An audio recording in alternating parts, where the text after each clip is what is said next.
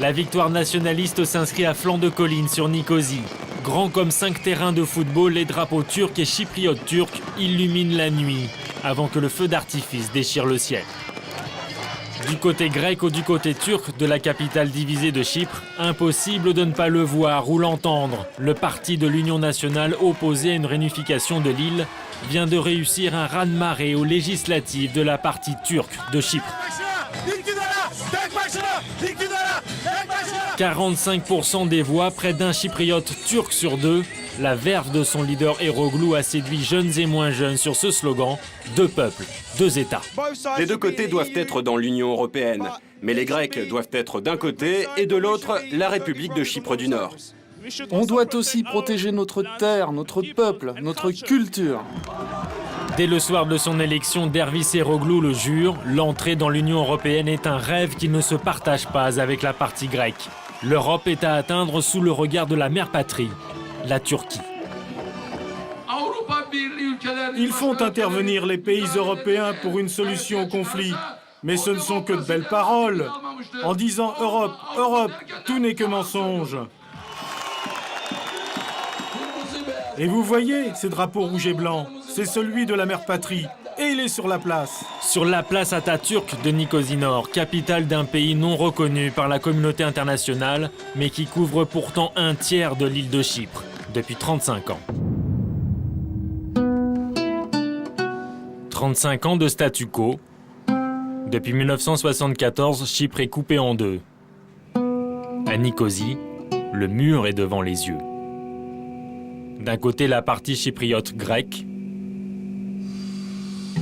de l'autre, la chypriote turque. Au milieu, des ruelles de No Man's Land, figées en 1974.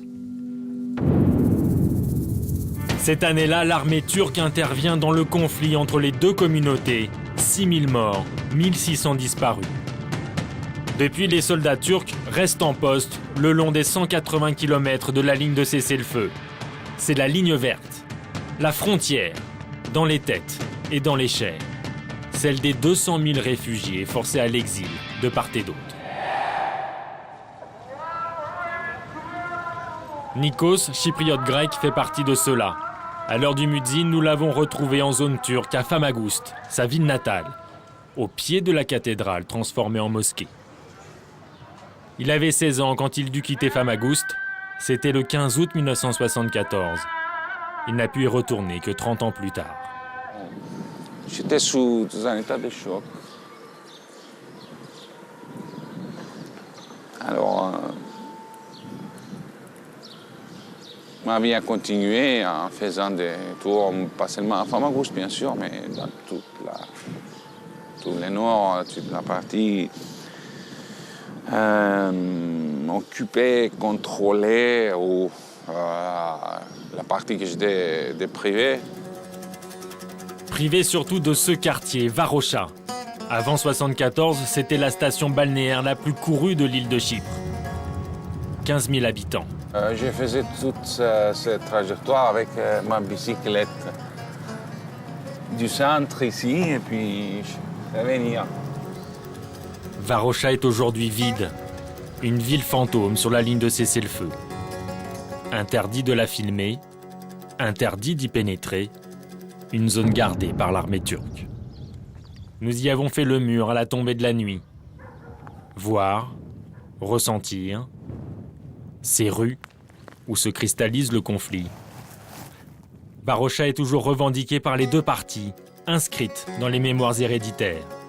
Elle hante à son tour Andrea, la fille de Nikos. J'ai fermé les yeux, pris une profonde inspiration comme si je voulais aspirer la ville entière. Ces maisons sans portes ni fenêtres, ces écoles sans élèves, ces cimetières suffocants sous les herbes folles. J'en tremble. Oui, les mémoires sont héréditaires.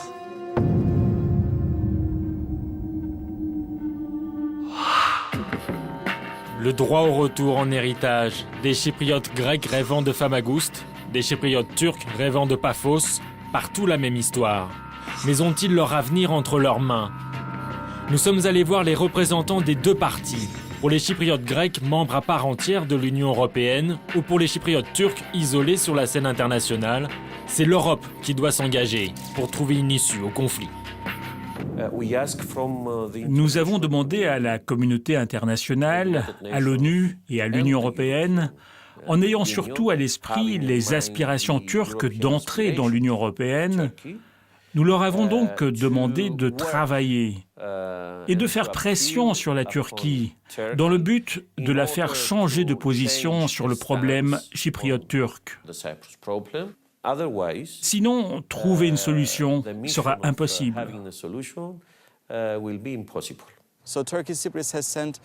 Les Chypriotes turcs ont adressé 2 messages. 1, ils veulent des réformes économiques.